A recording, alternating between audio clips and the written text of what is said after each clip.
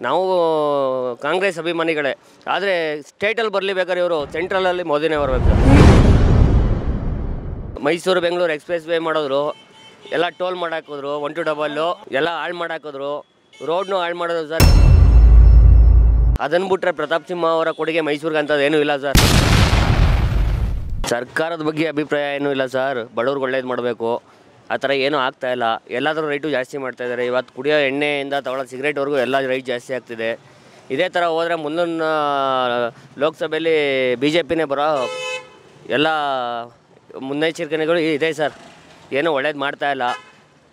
ಲೇಡೀಸ್ಗೆ ಅಂತ ಮಾಡಿದ್ದಾರೆ. ಅದು ಬಿಟ್ಟರೆ ಜೆಂಟ್ಸು ಕಷ್ಟಪಟ್ಟು ನಾವು ದುಡಿತಾ ಇದ್ದೀವಿ. 1 ತಿಂಗಳು ಬೈಕ್ EMI ಕಟ್ಟಲಿಲ್ಲ ಅಂದರೆ ಬಂದು ಮನೆ ಹತ್ರ ಬೈಕ್ ಎತ್ಕೊ ಹೋಗ್ತೀನಿ ಅಂತಾರೆ. ಅದಕ್ಕೇನು ಒಂದು ಆದೇಶ ಓಡಿಸಲ್ಲ. ಕಷ್ಟ ಇರುತ್ತೆ ಸರ್. ಇವತ್ತಲ್ಲ ನಾಳೆ ಕಷ್ಟ ಇದ್ದೇ ಇರುತ್ತೆ. ಇವತ್ತಲ್ಲ ನಾಳೆ ಸಾಲ ತೊಗೊಂಡವ್ರು ಕಟ್ತೀವಿ. ಬೈಕ್ EMI ಆಗಿರ್ಬೋದು, ಮತ್ತೊಂದಾಗಿರ್ಬೋದು, ಮಗದೊಂದಾಗಿರ್ಬೋದು. ಆದರೆ ಏನು ಮಾಡೋದ, ಸರ್ಕಾರದಿಂದ ಏನೋ ಬಡವ್ರಿಗೆ ಉಪಯೋಗ ಆಗ್ತಾಯಿಲ್ಲ. ರೈತರು ಸಾಲ ಮನ್ನಾ ಮಾಡ್ತೀವಿ ಅಂತಾರೆ, ಅದನ್ನು ಮಾಡ್ತಾಯಿಲ್ಲ. ಅದನ್ನು ಬಿಟ್ಟರೆ ಬಡವ್ರಿಗೆ ಅಂತ ಒಳ್ಳೇದೇನು ಆಗ್ತಿಲ್ಲ ಸರ್. ಏನೋ ಫ್ರೀ ಬಸ್ ಏನು ಅನುಕೂಲ ಆಗ್ತಿದೆ ಸರ್. ನೋಡಿ, ನಮ್ಮ ಮನೇಲಿ ನನಗೂ ಮದುವೆ ಆಗಿದೆ, ನನಗೆ 2 ಮಕ್ಕಳಿದ್ದಾರೆ. ನನ್ನ ಹೆಂಡ್ತಿಗೆ ಬರೋಲ್ಲ ಸರ್, ನಮ್ಮ ಅತ್ತೆ ಬರುತ್ತಂತೆ. ಅವಳು ಓಟ್ ಆಗಿರೋದಕ್ಕೆಲ್ಲ ಸರ್ ಈ ಸಲ ಕಾಂಗ್ರೆಸ್ ಗೆದ್ದಿರೋದು. ನನ್ನ ಹೆಂಡ್ತಿಗೆ ಬರೋಲ್ಲ, ನಮ್ಮ ಅತ್ತೆ ಬರುತ್ತೆ. ನನ್ನ ಹೆಂಡ್ತಿನ ನಾವು ಎಲ್ಲೂ ಹೊರಗಡೆನೂ ಕರ್ಕೊಂಡು ಹೋಗಲ್ಲ. ಫ್ರೀ ಬಸ್ ಅಂತೂ ನಮ್ಗೆ ಇವತ್ತವರೆಗೂ ಒಂದ್ಸಲ ಉಪಯೋಗಿಸ್ಕೊಂಡು ಇಲ್ಲ. ಗೃಹ ಜ್ಯೋತಿ ಒಂದೇ ಸಿಗ್ತಾ ಇರೋದು, ಕರೆಂಟ್ ಬಿಲ್ ಫ್ರೀ ಅಂತ ಅದೊಂದೇ ಸಿಗ್ತಾ ಇರೋದು ಸರ್. ಅದು 3 ರೂಪಾಯಿ 4 ರೂಪಾಯಿ ಬರುತ್ತೆ, ಅದನ್ನು ಕಟ್ತಾಯಿದ್ದೀವಿ.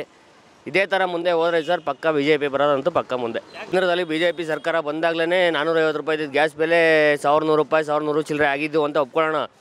ಆದರೂ ಸರ್ ನಮ್ಮ ದೇಶದಲ್ಲಿ, ಅದರಲ್ಲೂ ನಮ್ಮ ರಾಜ್ಯದಲ್ಲಿ ಹೇಳ್ಕೋಬೇಕು ಅಂದರೆ ತುಂಬ ರಕ್ಷಣೆ ಇದೆ. ನಾವು ಕಾಂಗ್ರೆಸ್ ಅಭಿಮಾನಿಗಳೇ. ಆದರೆ ಸ್ಟೇಟಲ್ಲಿ ಬರಲಿಬೇಕಾದ್ರೆ ಇವರು ಸೆಂಟ್ರಲಲ್ಲಿ ಮೋದಿನೇ ಬರಬೇಕು ಸರ್.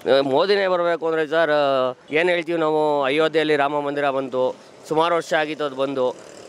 ಇಂದಿರಾ ಗಾಂಧಿ ಅವರು ಇದ್ದಾಗ ಉಳಿಯೋನ್ಗೆ ಭೂಮಿ ಅಂತ ಮಾಡಿಕೊಟ್ಟಿದ್ರು. ಅದಾದಮೇಲೆ ಅಂಥದ್ದು ಯಾವುದು ಒಳ್ಳೆ ಕಾರ್ಯಗಳು ನಡೆದಿಲ್ಲ ಸರ್. ರಾಮ ಮಂದಿರ ಕಟ್ಟಿದ್ರೆ ಬಡವರೆಲ್ಲ ಉದ್ಧಾರ ಆದಂಗಲ್ಲ ಸರ್. ಒಂದು ಹಿಂದುತ್ವ ಹೆಚ್ಚಿಗೆ ಆಗ್ತದೆ ನಮ್ಮ ದೇಶದಲ್ಲಿ. ನಮಗೆ ಹಿಂದೂಗಳಿಗೆ ಇರೋದು ಇದೊಂದೇ ಭಾರತ ದೇಶ.